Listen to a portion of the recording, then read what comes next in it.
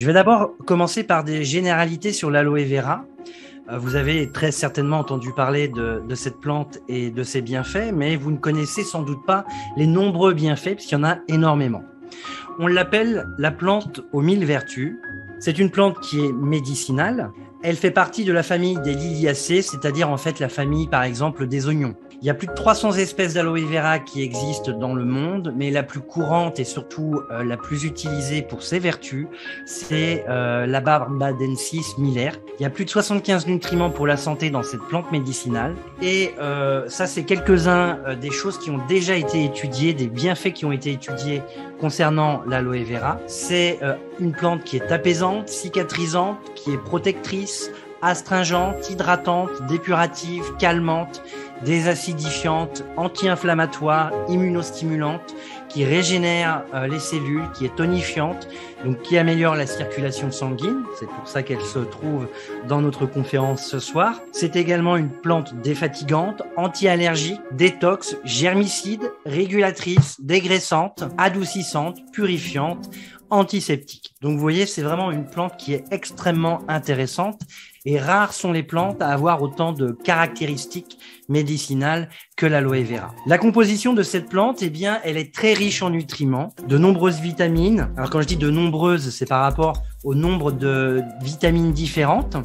Vitamine A, B1, B2, B3, B6, B9, B12, vitamine C, E, choline, qui est une vitamine du groupe B, et puis également extrêmement riche en minéraux, comme le calcium, le magnésium, le manganèse, le fer, le cuivre, le zinc, et puis on a sous forme de traces aussi des oligo-éléments. On va retrouver également des enzymes qui sont très importantes pour un équilibre dans la santé, comme des lipases qui sont utiles pour la digestion, des cellulases qui vont aider à la digestion de la cellulose, donc des choses qui sont extrêmement bénéfiques pour le corps.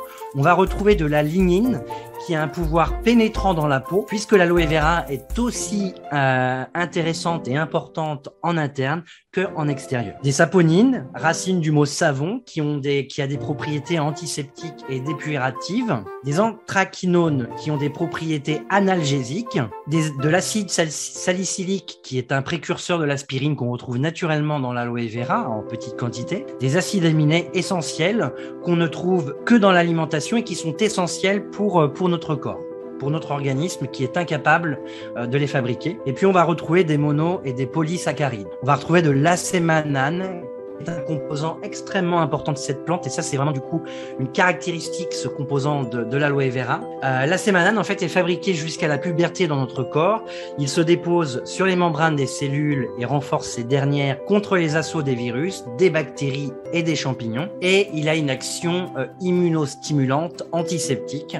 L'acémanane va réveiller et éveiller toutes nos cellules, il élève leur fréquence vibratoire et c'est comme ça en fait qu'il active nos cellules. Il améliore également significativement l'oxygénation des cellules, il en résulte une stimulation de l'ensemble du métabolisme et une amélioration de toutes les fonctions en fait purgatives qui vont augmenter l'énergie et le tonus de l'organisme. C'est aussi grâce à l'acémanane que l'aloe vera élimine par voie intestinale tous les poisons chimiques et les déchets qui vont nous agresser quotidiennement.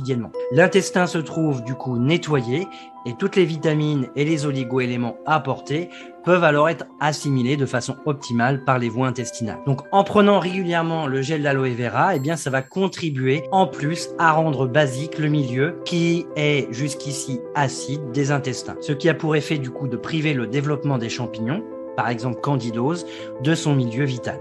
Il va également revitaliser les tendons, les articulations, les cartilages et les ligaments, et il va participer activement à la production de synovie. L'acémanane va prévenir l'arthrose et l'arthrite, et de ce fait, il joue un rôle essentiel dans le domaine des maladies rhumatismales.